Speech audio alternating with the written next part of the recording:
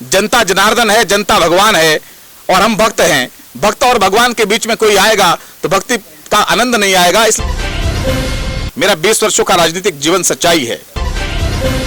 धार्मिक पर्यटन की दृष्टि से विकास होना शेष है। ऐसे प्रत्याशी जनता के बीच में है बीजेपी से, जो एक ट्रांसपेरेंटी की रखने की भी बात करें। जिस तरह से आपने बात की कि विधायक तक पहुंचने के लिए लोगों को सोर्स लगाने पड़ते हैं कि हमारा ये काम करा दो, लेकिन आपने जो बात की कि उनके आप और जनता के बीच में कोई तीसरा व्यक्ति नहीं होगा, एक ट्रांसपेरेंटी होगी आप और उनके बीच में। किस तरह से आप इससे देखते हैं कि जनता के बीच में जो ट्रांसपेरेंटी होगी तो काम बहुत ज्यादा हो जाएगा, आप उसके लिए तैयार होंगे? भक्त और भगवान के बीच में कोई होना भी नहीं चाहिए। जनता जनार्दन है, जनता भगवान है और हम भक्त हैं। भक्त और भगवान के बीच में कोई आएगा तो भक्ति का आनंद नहीं आएगा। इसलिए भक्त और भगवान के बीच में केवल और केवल प्रेम का रिश्ता होना चाहिए, कोई ठेकेदार बीच में नहीं होना चाहिए। तो जिस तरह से अजय जी आप दिल से जुड़ के जनता के बीच जा रहे हैं और जनता के लिए आप इसलिए जीतना चाहते हैं कि यहाँ के लिए काम करना चाहते हैं, लेकिन सभी पार्टी के प्रत्याशी आके इसी तरह से बात कर रहे हैं, तो किस तरह से आप जनता को विश्वास दिलाएंगे कि आप जो बात कर रहे हैं दिल से, जो जनता के लिए करना चाहते हैं, उसमें सच्चाई है? मेरा 20 वर्षों का राजनीतिक जीवन सच्चाई है। मैं 20 वर्षों से राजनीति में हूं, संगठन में हूं। कोई व्यक्ति नहीं कह सकता कि मैंने ठेकेदारी की है, कोई व्यक्ति नहीं कह सकता कि मैंने पूंजी बनाई है। और मुझे गर्व है कि मैं हिमाचल प्रदेश में भारतीय जनता पार्टी, कांग्रेस जो राष्ट्रीय पार्टी है, उनमें सबसे कम बैंक बैलेंस मेरे पास है। यदि मैंने कुछ बनाना होता राजनीति में, मेरा स्वार्थ होता, तो मैं हाई एकेडमिक्स को छोड़ करके इस क्षेत्र में ना आता।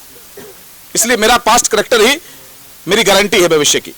तो जिस तरह से जनता आज अपने बीच अजय जी को देख पा रही है और आप यहाँ के ही निवासी रहे, यहाँ की एक सड़कों रोडों के बारे में भी आप जिस तरह से बात की है जनता से, तो उस विधायक बनने के बाद जनता जब चाहेगी कि हमारा विधायक हमारे साथ बैठ के चाय पिए, तो विधायक तैयार होंगे?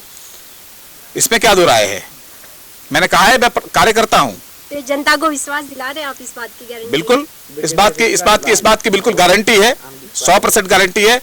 मैं अपने मन में ये मान करके चलता ही नहीं हूं कि मुझे कोई पद मिला है, कोई प्रतिष्ठा उस पद के साथ जुड़ी है। मुझे मेरी पार्टी काम देती है और वो काम कार्यकर्ता के नाते देती है। कभी पार्टी कहती है जिला अध्यक्ष हो जाओ, कभी पार्टी कहती है मंडल का अध्यक्ष हो जाओ, कभी पार्टी कहती है चुनाव लड़ो। तो चुनाव लड़ने का काम है, मैं नहीं लड़ सकता हूं, ये सब लोग चुनाव लड़ते हैं। इसलिए इनका एक प्रतीक मात्र मैं हूं। तो वह कोई भाव नहीं है कि मैं कुछ हो गया हूं। तो आप सेवा भाव से आए, आपको कुर्सी का कोई लालच नहीं है? कोई लालच नहीं है। देवभूमि कहा जाता है और देवभूमि इस जगह की, इस विधानसभा की बात करें, यहाँ भी काफी मंदिर हैं, लेकिन उसे पर्यटक के रूप में बढ़ावा देने के लिए आपने जो बात कही है, उसे आप किस तरह से आगे लेकर जाएंगे? 5 साल में आप चुन के आ जाते हैं। देखिए, हिमाचल प्रदेश जो है, हिमाचल प्रदेश जो है देवभूमि और सेवभूमि के नाम से प्रख्यात है।